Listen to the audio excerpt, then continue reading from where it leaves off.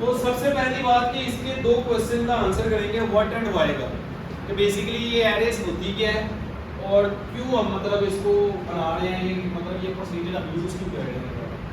तो सबसे पहले आपने जो पहले काम करते आ रहे हो ना, वो आप काम करते आ रहे हो वेरिएबल्स लेने का काम इस तरह से int a b c d जितने चाहिए आप इस तरह से वेरिएबल्स लेते आ रहे हैं। ये कोई नई चीज नहीं है, पहली बात ये कोई नया टॉपिक, कोई नई स्ट्रेटेजी, कोई नई चीज नहीं बता रहा। बेसिकली ये वही एक चीज है डिक्लेरेशन की, विजुअलाइजेशन की, वेरिएबल को यूज करने की, मेमोरी को यूज करने की, लेकिन थोड़ा सा कॉन्टेक्स्ट चेंज है। क्या चेंज है कि बेसिकली पहले आप कर रहे थे इस तरह से वेरिएबल्स ले रहे थे, अब मुझे एक से ज्यादा मल्टीपल वेरिएबल्स की जरूरत है, 10 वेरिएबल की, 100 वेरिएबल की, 50 वेरिएबल की, कितने भी।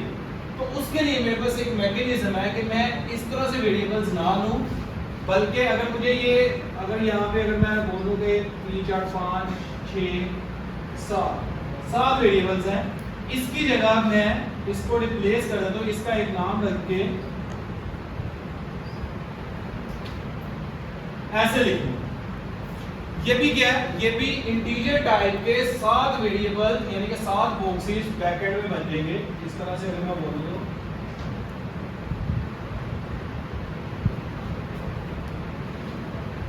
ठीक है जी, इसका नाम ए ही है,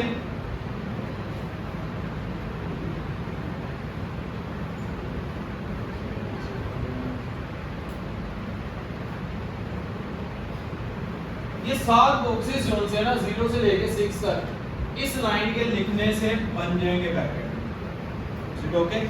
पहले मैं क्या कह रहा था, मुझे 7 कंटेनर चाहिए थे तो मैं 7 वेरिएबल्स ले रहा था। ओके, अब मैं क्या कर रहा हूँ, मैं सिंपल ये वाली लाइन इतनी लिखी है और मुझे 7 बॉक्सेस मिले। इस लाइन में ना 3 चीजों की इंफॉर्मेशन है, 3 चीजों की इंफॉर्मेशन है। पहली चीज कि ये 7 के सातों बॉक्सेस में कौन सी वैल्यू जाएगी, कौन सी वैल्यू जाएगी, सबके सब बॉक्सेस में इंटीजर टाइप की वैल्यू जाएगी। मैं फ्लोट, कैरेक्टर, डबल या स्ट्रिंग इसमें नहीं ले सकता। जो मैंने फिक्स कर दी है 7 के साथ या 10 15 20 जितने बॉक्स ले रहा हूँ उन सब के अंदर मैं एक ही तरह की वैल्यू दूंगा। दूसरी बात, उन सातों का एक ही नाम है, उन सातों का एक ही नाम आप कुछ भी रख सकते हैं, A B C X Y C यदि एप्पल कुछ भी, कोई भी नाम आप रख सकते हैं। तो वो नाम दूसरी चीज आ गई। तीसरी चीज के उसकी लेंथ क्या है, लेंथ और रेंज दो चीजें हैं। मैं अभी सिंपल लेंथ की बात कर रहा हूँ, बाद में रेंज की बात करूंगा। लेंथ बता रही है कि वो कितने बॉक्स हैं, वो कितने हैं, 7 अभी के लिए इस केस में। तो 3 इंफॉर्मेशन मिली, एक के उसकी रिटर्न टाइप या उसकी डाटा टाइप क्या है, उसका नाम क्या है और उसकी लेंथ क्या है, कितने बॉक्स बनाने हैं। ये लाइन लिखते साथ ही ना ब्रैकेट में कुछ इस तरह की मेमोरी लोकेशन बन जाएगी। क्लियर बेटा, ये बात क्लियर है ये बात। अब इनमें मैं ये बात कर रहा हूँ कि इन सब का एक ही नाम है, एक ही नाम है, तो उसको एक्सेस कैसे किया जाए। मैंने मुझे मतलब चौथी वैल्यू चाहिए, 5वीं चाहिए, 6ठी चाहिए, तो मुझे उसको कैसे गेट करना है, उस वैल्यू को, उस वैल्यू में डाटा कैसे लेके जाना है, उस पर्टिकुलर सेल में से डाटा कैसे लेके आना है, ये क्वेश्चन बनता है। क्लियर है ना ये बात यहाँ तक। अच्छा बेटा, मैं ना किसी भी इंडेक्स को उस किसी भी वैल्यू को उसके इंडेक्स नंबर से सर्च करने वाला हूँ, या उसको वैल्यू देनी है, ये इनिशियलाइजेशन है।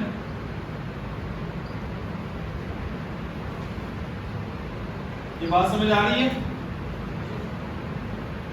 मैंने क्या लिखा, ए के 0 इंडेक्स पे क्या चला जाए, 3, मतलब इस तरह से। ए के 1 इंडेक्स पे क्या चला जाए, 7, इस तरह से। ए के 2 इंडेक्स पे क्या चला जाए, 9। इस तरह से मैं वैल्यू इसमें इनिशियलाइज कर सकता हूँ। ये सबसे सिंपल तरीका है। इसके अलावा मल्टीपल वेज हम देखने वाले हैं। ये सबसे पहला वे मैंने बताया, आप हर एक इंडेक्स को कोई ना कोई वैल्यू दे दें। मैं अगर किसी इंडेक्स को वैल्यू नहीं दूंगा, स्किप कर जाऊंगा, तो कोई प्रॉब्लम नहीं है, बाय डिफॉल्ट उसमें 0 चला जाएगा। अब मैं A4 पे दे रहा हूँ, A4 पे मैं दे रहा हूँ 6, 3 पे मैंने कुछ नहीं दिया, 3 पे मैंने कुछ दिया नहीं। लेकिन जब मैं 3 को अब एक्सेस करूंगा, प्रिंट करवाऊंगा, तो उसकी जगह पे 0 आ जाएगा, क्योंकि मैंने उसमें कोई वैल्यू सेट नहीं की। बाय डिफॉल्ट वो उसको क्या दे देता है, 0 दे देता है। तो मैं इस तरह से जितने यहाँ पे मैंने इंडेक्सेस बनाए हैं उन इंडेक्सेस में वैल्यूज पुट कर सकता हूँ। सबसे सिंपल तरीका, क्वेश्चन को यहाँ पर मैंने एरे डिक्लेयर की, डिक्लेरेशन ऑफ एरे क्लियर है सबको, इनिशियलाइज किया सिंपल वे में, क्लियर है सबको, इन बॉक्सेस में वैल्यूज सिंपल। बड़ा कोई क्वेश्चन अभी तक इस क्लास? अच्छा जी, अभी ना यहाँ पे इतनी बात हो गई है। अब एक और तरीका कि भाई मैं यहाँ पे इसको इनिशियलाइज करने का जो एक और सिंपल तरीका वो ये है, मैं 5 इंडेक्सेस की एरे ले रहा हूँ, ठीक है जी, 5 लेंथ की, ये कर्ली ब्रैकेट स्टार्ट करें p, 7, 4, 1, 9, तो ये यहाँ पे मैं 5 वैल्यू दे सकता हूँ। तो ये भी एक तरीका है। ये क्या होगा, ये बाय डिफॉल्ट कौन सा 0 से स्टार्ट होके ये 0 इंडेक्स में चली जाएगी, ये किस में जाएगी 1 इंडेक्स में, ये रिस्पेक्टिवली ये वैल्यूज जैसे कॉमा सेपरेटेड लिखी है ये उन बॉक्सेस में वैल्यू चली जाएंगी। तो प्रॉब्लम इसमें मतलब अगर बैकएंड की बात की जाए तो a नाम की ऐसे करके एरे बनेगी और a यहाँ पे 0 है, 1 है, 2 है, 3 एंड 4 है, तो ये वैल्यूज इस तरह से इसमें पुट कर दी जाएंगी। कोई प्रॉब्लम बेटा इसमें? तो ये एक आपके पास सिंपल तरीका है, इसको इनिशियलाइज, डिक्लेयर और इनिशियलाइज इकट्ठे ही हो गया एक ही लाइन।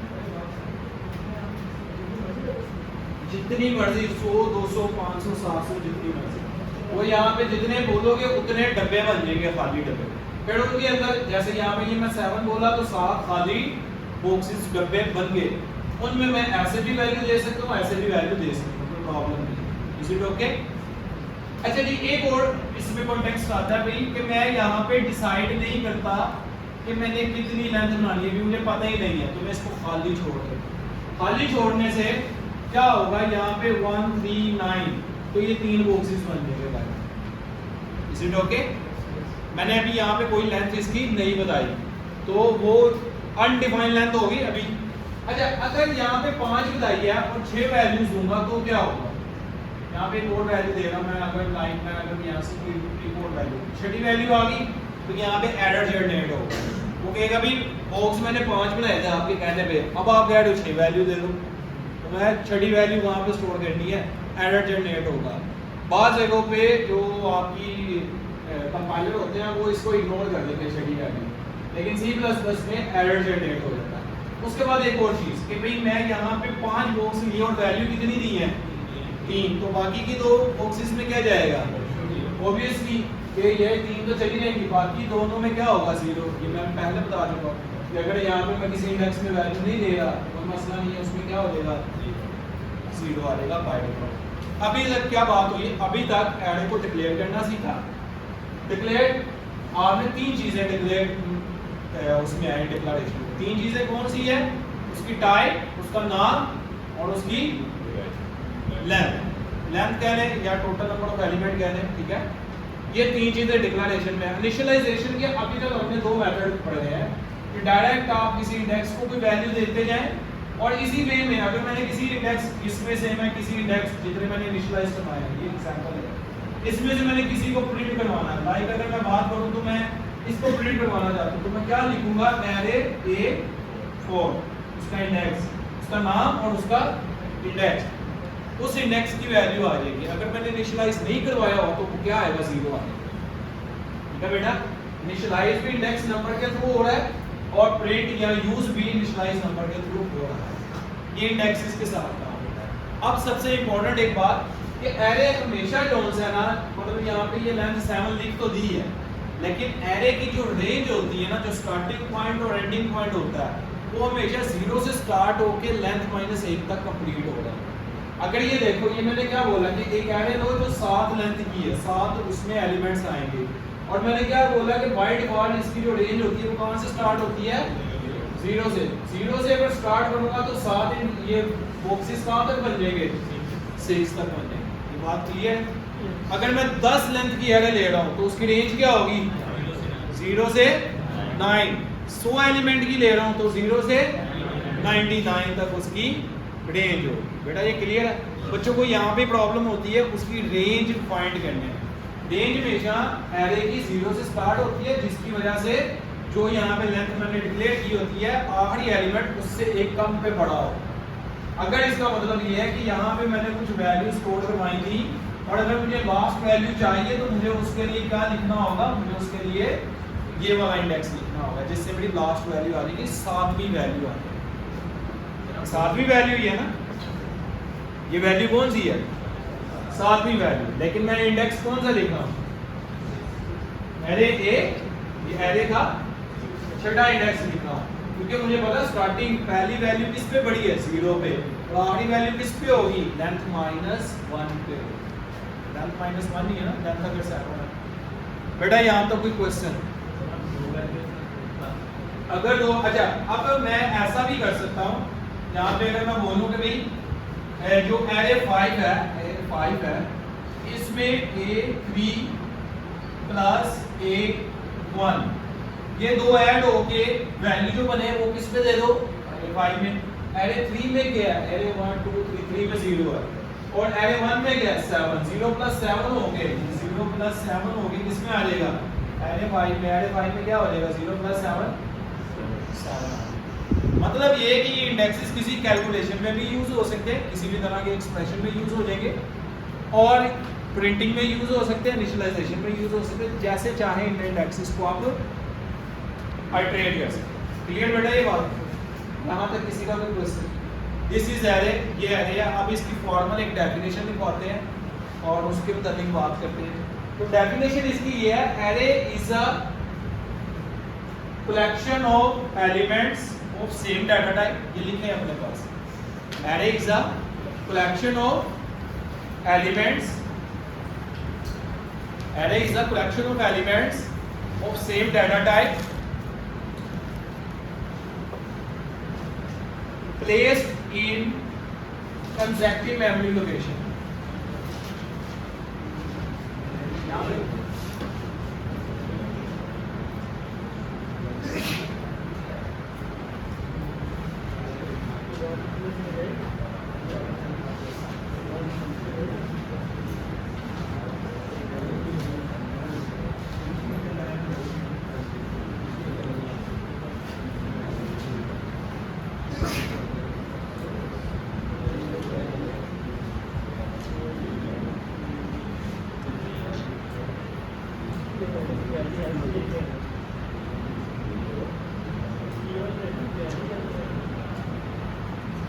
बेटा ये डेफिनेशन लिखी है, array is a collection of elements of same data type. ये पहला पॉइंट क्लियर है,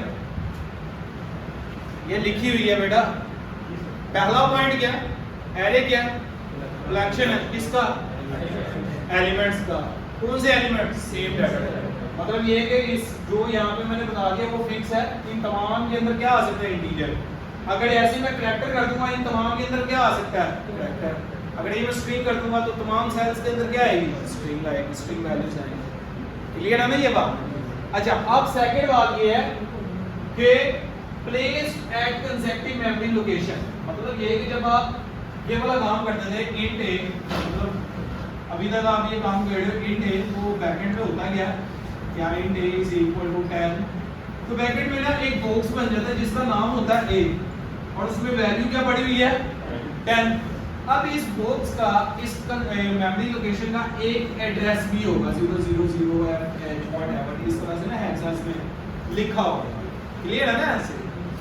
अब अगर मैं एक दूसरा वेरिएबल लेता हूं तो उसका भी सेम इसी वे में क्या होगा, एक नाम भी होगा,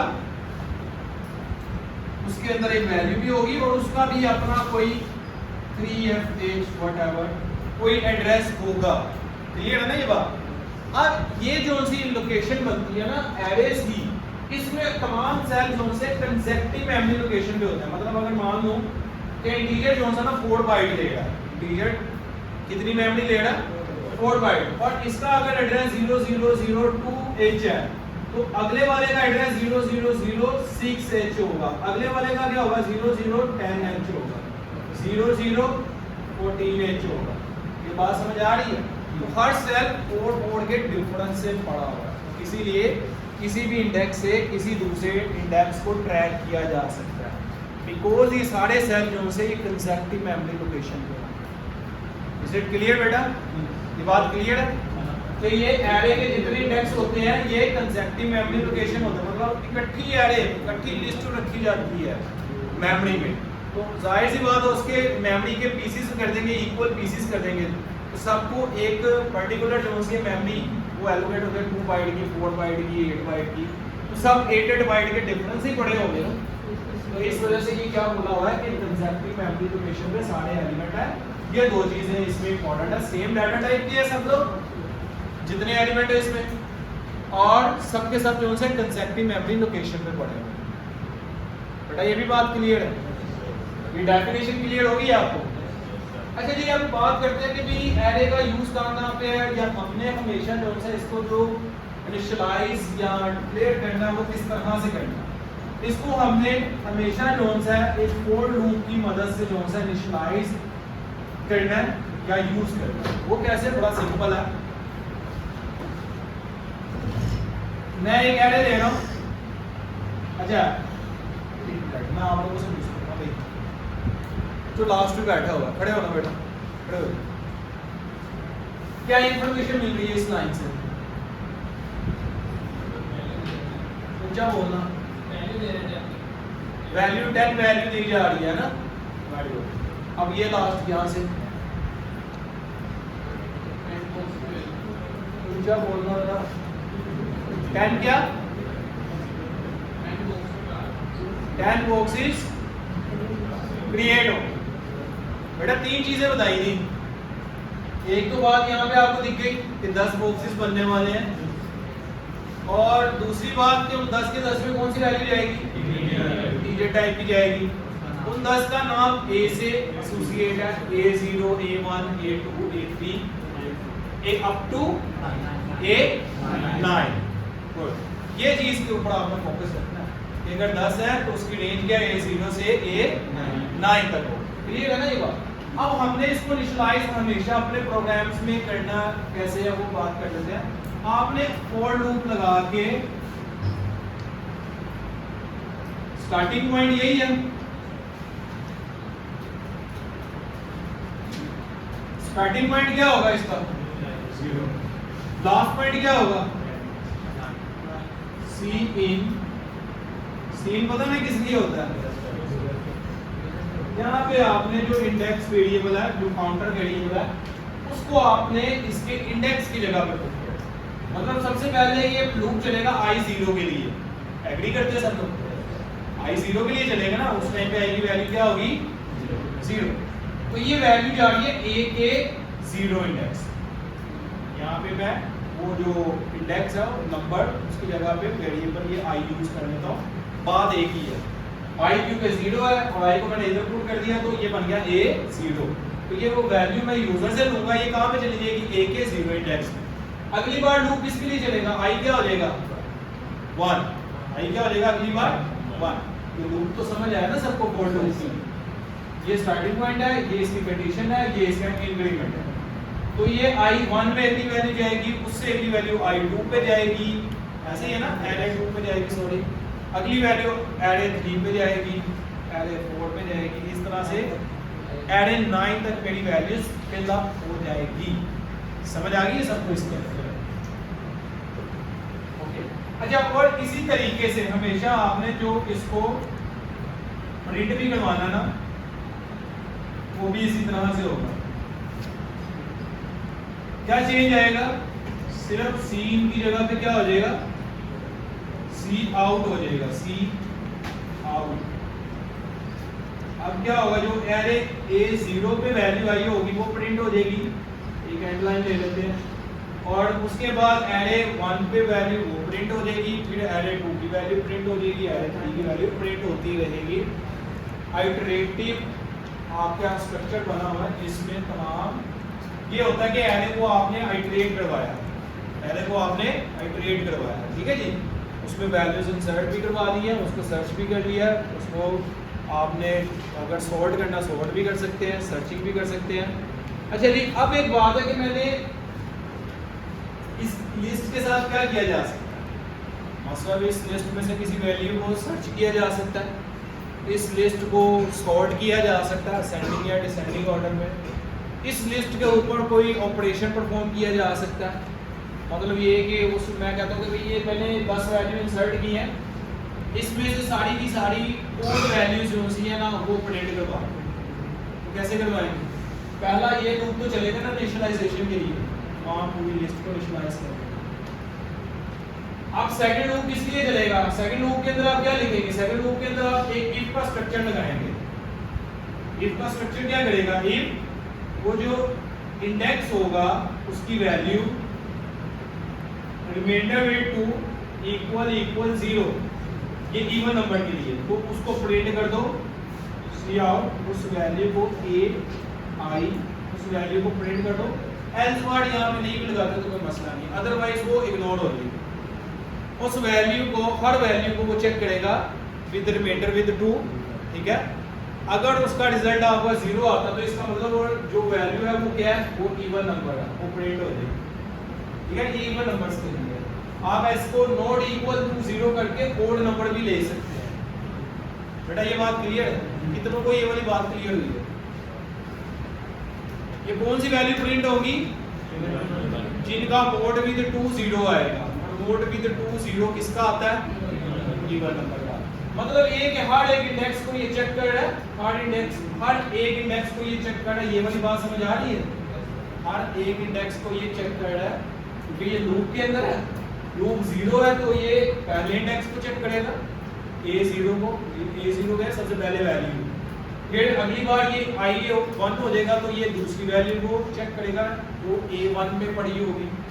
इसी तरह से हर वैल्यू को ये चेक करेगा। अगला टास्क इसका ये बनता है कि मैंने 10 नंबर की एरे इनिशियलाइज करवा दी, ओके। अब मैं चाहता हूं कि उसमें से मैं एक वैल्यू सर्च करूं कि उसमें है या नहीं। तो उस यूजर से मैं एक वेरिएबल की के नाम से ले लेता हूं, ठीक है जी। यूजर से उस की वेरिएबल में वो वैल्यू ले लेता हूं जो मैंने सर्च करवानी है, ठीक है। अब मैं इसकी बॉडी में आके क्या करूंगा? पहले इनिशियलाइज तो वैसे ही हो गई, लिस्ट को वैल्यूज आप वैसे ही दोगे हमेशा। अब मैं इसकी बॉडी के अंदर आके क्या करने वाला हूं? हर एक इंडेक्स को कंपेयर करवाऊंगा उस की के साथ। मतलब ये वाली कंडीशन लगाऊंगा, एक की वैल्यू जो होती है वो इक्वल है किसके? एरे के आई इंडेक्स के साथ। तो यहाँ पे मैसेज आ जाए कि भाई फाउंड हो गई है। कहाँ पे फाउंड हो गई है? Found at I. इंडेक्स की बात करनी है ना, ये बता देगा कि भाई ये इस इंडेक्स पे सर्च हो गई है। ये लूप की बॉडी के अंदर ये वाली चीज लिखनी है। ये समझ आ रही है इस बात की? उसके हर एक इंडेक्स को कंपेयर करवाएगा किसके साथ? की के साथ। की मतलब सर्चिंग एलिमेंट जो मैंने बोला था, उसके साथ सर्च करवाएगा। अगर वो कंपेयर हो जाता है, मतलब इक्वल हो जाता है, तब ये बॉडी चलेगी ना। जब बॉडी चलेगी वो कहेगी कि भाई ये इस इंडेक्स आई क्या होगा? बेसिकली वो इंडेक्स होगा, उस इंडेक्स पे वो पड़ी हुई है। बस इतना बताएगा। तो सर्चिंग भी एरे में की जा सकती है। क्लियर बेटा ये बात? तो चलें एक लास्ट चीज बताता हूँ, उसके बाद आपकी प्रैक्टिस स्टार्ट होती है।